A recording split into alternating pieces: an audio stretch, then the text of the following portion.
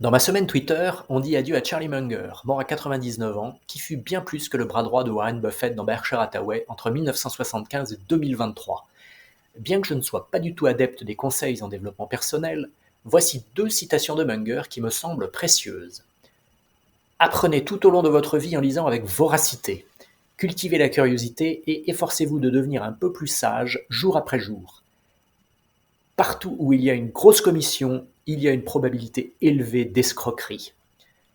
Les lobbies financiers mènent un combat acharné pour la justice sociale en essayant de torpiller les dispositions de la Retail Investment Strategy, susceptibles de remettre en cause la gestion chère pour tous et d'introduire de la concurrence.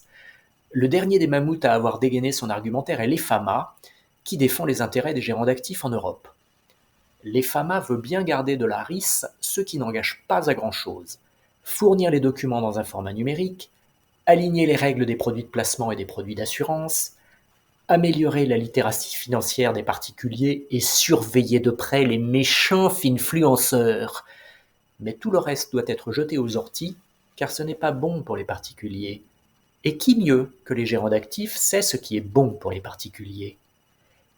Est-ce le bon moment pour investir dans... Cette question, il vaudrait mieux ne pas se la poser, mais hélas, tout le monde la pose. Les fournisseurs de produits de placement et leurs distributeurs, et les médias, car ce sont les histoires qui font tourner le monde et le commerce.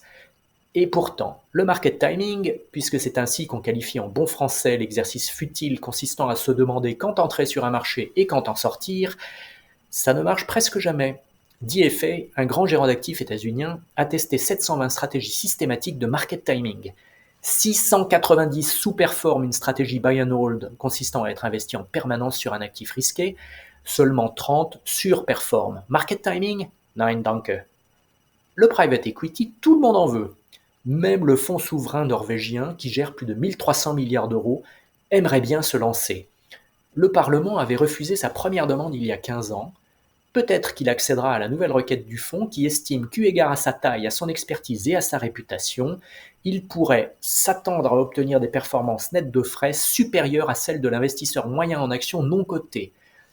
Vous aussi, si vous êtes un investisseur doté de moyens internes considérables, si vous gérez des centaines de milliards d'euros et si vous avez une bonne expertise en matière de sélection de gérants, vous devriez obtenir des performances correctes en investissant dans le private equity. Sinon, attention aux déceptions. Bonne lecture et bonne semaine.